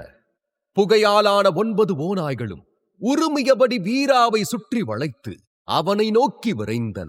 9 ஓநாய்கள் வேகமாக தன்னை நெருங்கி வருவதைக் கண்ட வீரா முகம் சுழித்தார். இது அடர்ந்த மூடுபனியாக மாறிய ஒரு ஆன்மீக சக்தி.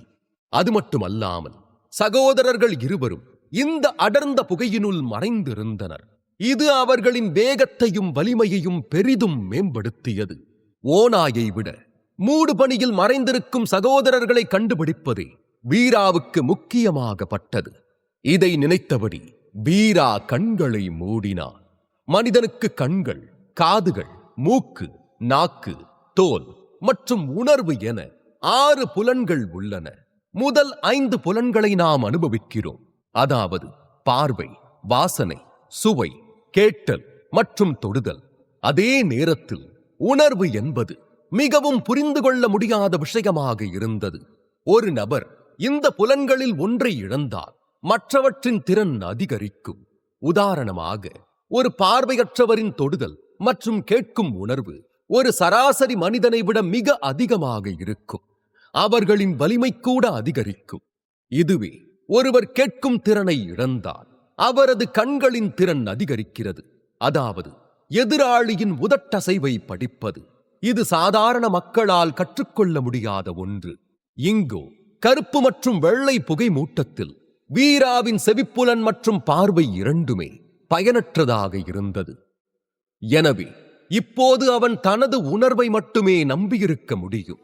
அதனால் வெறுமனே கண்களை மூடியவர் அதனுடன் தனது மற்ற 4 புலன்களையும் மூடினார். வீராவின் ஆன்மா சாதாரண மக்களை விட மிகவும் சக்தி வாய்ந்தது. எனவே இந்த சகோதரர்களை கண்டுபிடிக்க வீரா இப்போது தன் ஆன்மாவின் உணர்வை மட்டும் பயன்படுத்தினார்.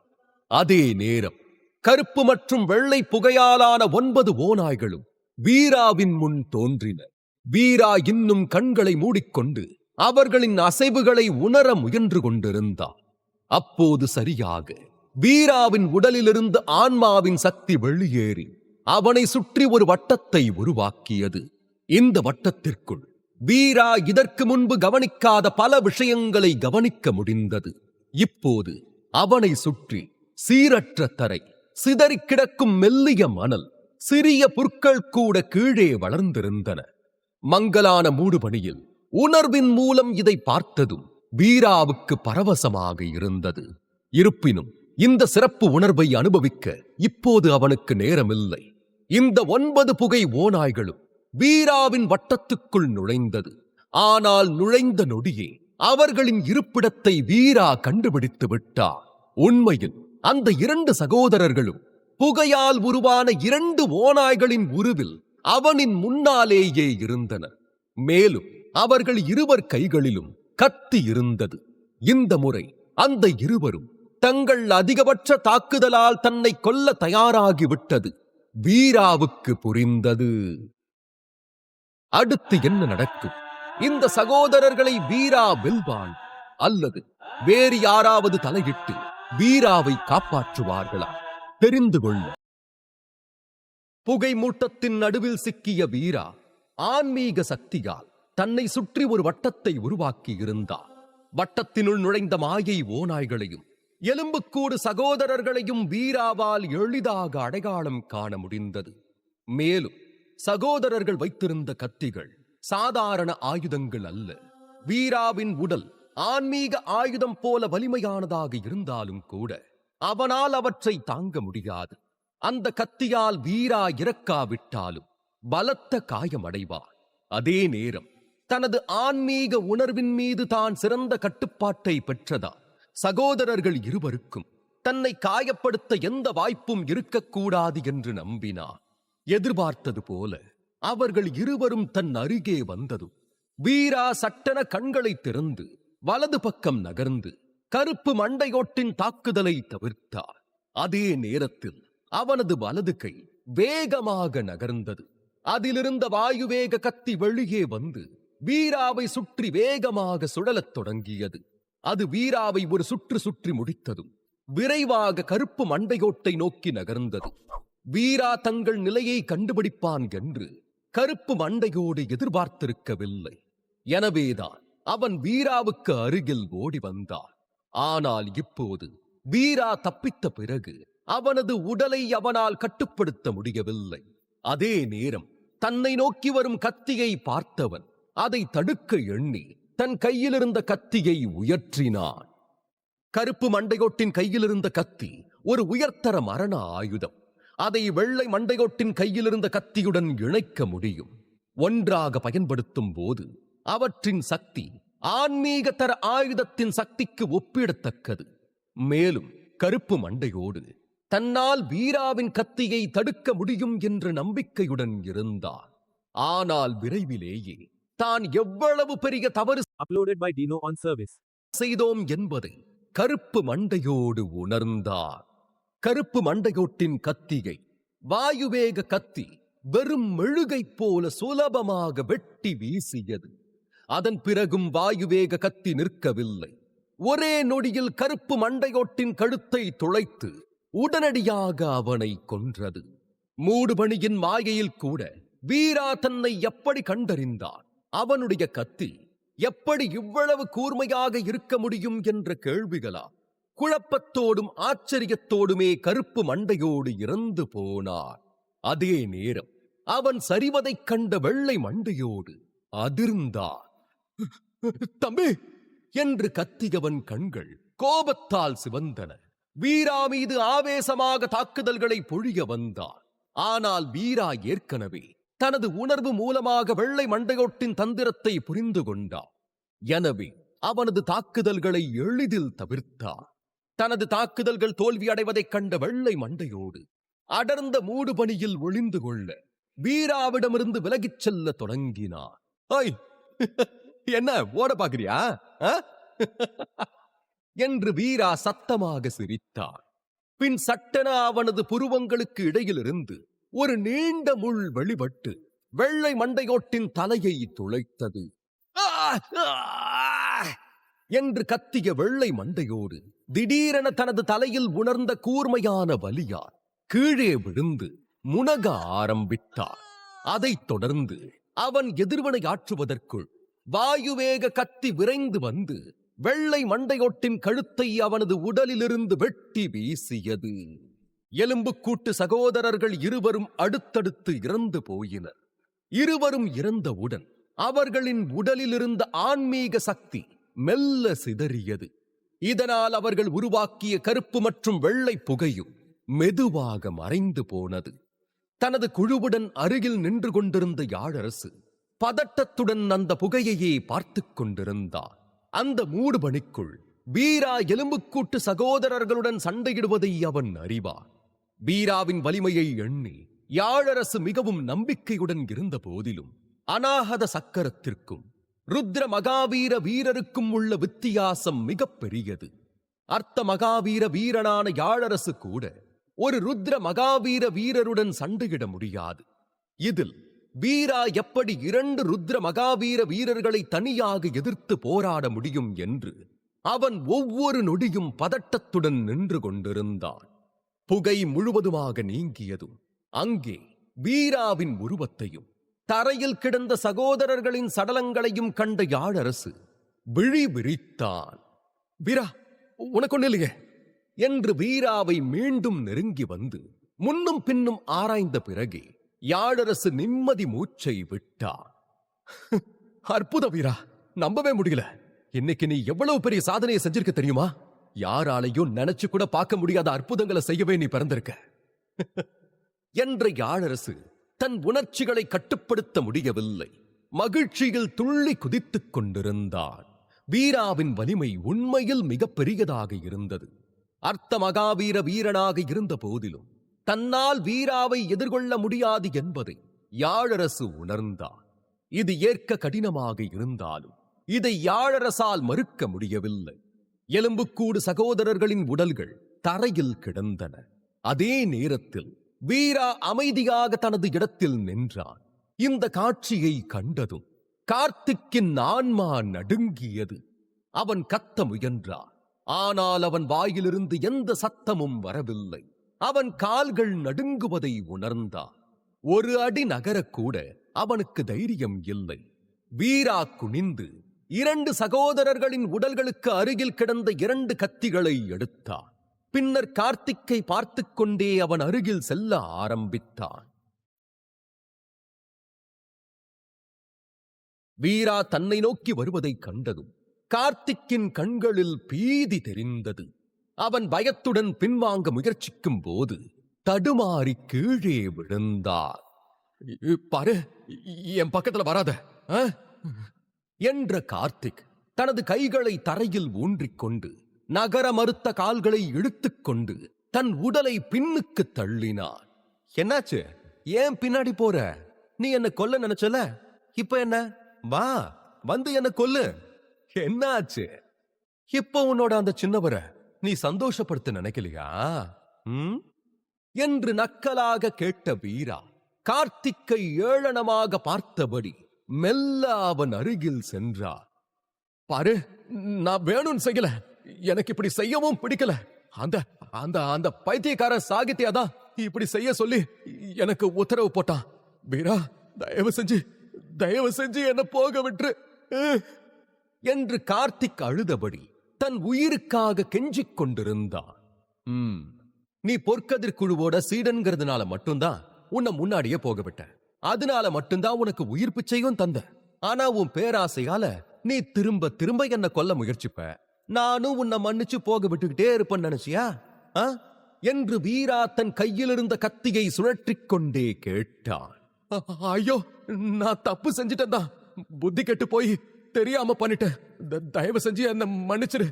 என் பாவத்துக்கு பிராயச்சித்தமா நீ என்ன சொன்னாலும் நான் செய்யறேன். ஆனா தயவு செஞ்சு என்ன உயிரோட விட்டுடு என்று கார்த்திக் வீராவின் காலிலேயே விழுந்து விட்டார்.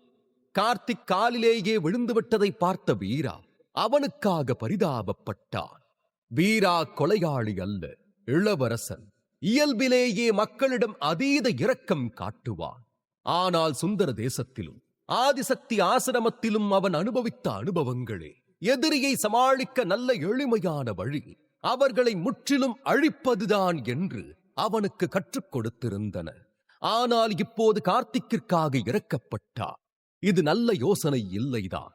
ஆனாலும் கொஞ்சம் தயங்கினான். அவன் தயங்கிய அந்த நொடியை பயன்படுத்திக் கொண்ட கார்த்திக் தன் வலது கையிலிருந்து ஒரு சிறிய கூர்மையான பொருளை எடுத்து வீராவை நோக்கி எறிந்தான். அடுத்த கணம் ஒரு தங்க ஊசி வீராவின் மார்பை துளைத்தது. வீராவுக்கு ஆன்மீக உடல் இருந்தது. ஆனாலும் அந்த தங்க ஊசி வீராவின் தோலை துளைத்தது. ஊசியின் பாதிக்கும் மேற்பட்டவை அவன் மார்பில் ஊடுருவின. வீரா, இது என் குடும்பத்தோட சிறப்பு விஷ ஊசி. ரொம்ப கொடூரமான விஷம். இது ரத்தத்துல கலந்துட்டா ஒரு நிமிஷத்துக்கு மேல யாராலையும் உயிர் வாழ முடியாது. Uploaded by Dino on service. இனி உன்னை யாரு சாகாம காப்பாத்துறாங்கன்னு பாப்போம் என்ற கார்த்திக் தனது குள்ளநரி தனத்தை காட்டிவிட்டார். மேலும் தனது தாக்குதல் வெற்றி பெற்றதை கண்டதும் அவனது முகத்திலிருந்து பயம் மறைந்து மிகவும் கொடூரமாக மாறியது. ஆனால் வீரா மிக நிதானமாக தனது மார்பில் சிக்கியிருந்த தங்க ஊசியை வெளியே எடுத்தார். அப்ப இந்த விஷ ஊசி உன் குடும்பத்தோட ரகசிய ஆயுதம். ஆனா அச்சோ பாவம், என்ன கொல்ல இது போதாதே என்றான். என்ன என்று அதிர்ந்த கார்த்திக்கை ஏளனமாக பார்த்த வீரா அந்த ஊசியை தரையில் எறிந்து கார்த்திக்கை முறைத்து பார்த்தார். கார்த்திக்கின் கண்களும் வீராவின் மீதே பதிந்திருந்தன. ஏய், விஷ ஊசி போட்டும் நீ எப்படி உயிரோட இருக்க என்று கேட்டார். சொல்ல மாட்டேன், தெரிஞ்சிக்காமலே செத்துப்போ என்று ஏளனமாக சொன்ன வீராவின் வாயுவேக கத்தி அவனின் கைகளிலிருந்து வெளியேறி கார்த்திக்கின் கழுத்தை கிழித்தது. அடுத்த நொடி கார்த்திக்கின் தலை துண்டிக்கப்பட்டு அவன் உடல் தரையில் விழுந்து துடிக்க ஆரம்பித்தது. வீரா திரும்பி பார்க்காமல் நடக்க ஆரம்பித்தார். அந்த விஷ ஊசியில் உண்மையிலேயே கொடூரமான விஷம் இருந்தது. அது ரத்தத்தில் பட்டவுடன் அந்த நபர் உடனடியாக இறந்து விடுவார். ருத்ர மகாவீர போர் வீரனாக இருந்தாலும் கூட அதை தடுப்பது சாத்தியமில்லை. கார்த்திக் மகிழன் போன்ற ருத்ர மகாவீர வீரரால் கூட இந்த விஷத்திலிருந்து தப்பிக்க முடியாது. ஆனால் வீராவின் உடல் மனிதர்களின் சிந்தனைக்கு அப்பாற்பட்டது. இது போன்ற விஷம் அவனை எந்த வகையிலும் பாதிக்காது. வீரா திரும்பி சில அடிகள் எடுத்து வைத்த போது திடீரென்று அவன் மிகவும் குளிராக உணரத் தொடங்கினான். குளிர் சுற்றிலும் பரவி பூக்கள், மரங்கள், மண், பாறைகள் என அவனது வழியிலிருந்து அனைத்தும் உறைந்து போனது. குளிர் தரையை கடந்து தன் கால்களை எட்டியதும் வீரா விரைவாக பின்வாங்கினான். அப்போது அவன் நின்ற இடத்தை ஒரு கூர்மையான பனிக்கட்டி தாக்கியது. இதனால் அந்த இடமே படிகமாக மாறியது.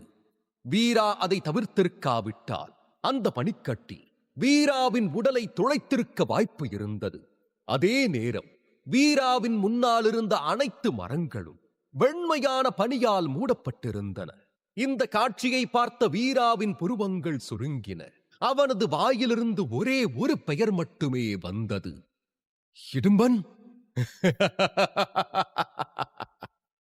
என்று சிரித்தபடி ஒரு மரத்திலிருந்து இடும்பனின் உருவம் வெளியே வந்தது. நான் உன்னை அவ்வளவு சுலபமா விட்டுருவேன் நினைச்சியா வீரா? என்றபடி இடும்பன் மெதுவாக வீராவை நோக்கி நகர்ந்தான். அவரை சுற்றியுள்ள வட்டத்திற்குள் பனித்துளிகள் தொடர்ந்து விழுந்தன. வீரா தலையை அசைத்து, நான் அப்படி நினைக்கவே இல்லையே என்று சிரித்தான். அப்படியா? அப்போ உன்னோட மரணத்துக்கு தயாராயிட்ட என்ற இடும்பனின் ஆன்மீக சக்தி மெதுவாக வெளியேறத் தொடங்கியது. அத்துடன் பனியாலான ஒரு ஈட்டி அவரது கையில் தோன்றியது. இதைக் கண்ட வீரா உடனடியாக அங்கிருந்து ஓடத் தொடங்கினார்.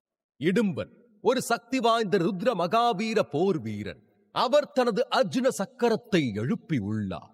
ஒரு சாதாரண ருத்ர மகாவீர போர் வீரன் கூட அவருக்கு முன்னால் நிற்க முடியாது. ஏய், என்கிட்ட இருந்து ஓட முடியும் நினைக்கிறியா?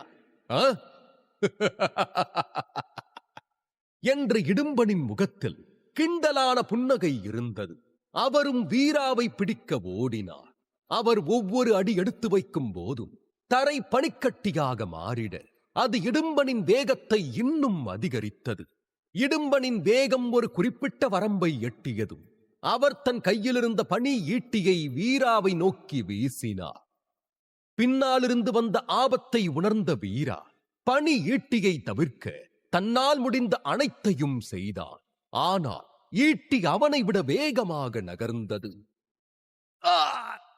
பனி ஈட்டி வீராவின் தோள்பட்டை வழியாக சென்றது. அது வீராவின் ஆடைகளை வெட்டியது மட்டுமல்லாமல் அவனது தோளில் ஆழமான காயத்தையும் விட்டுச் சென்றது. அதனால் ரத்தம் கசியத் தொடங்கியது.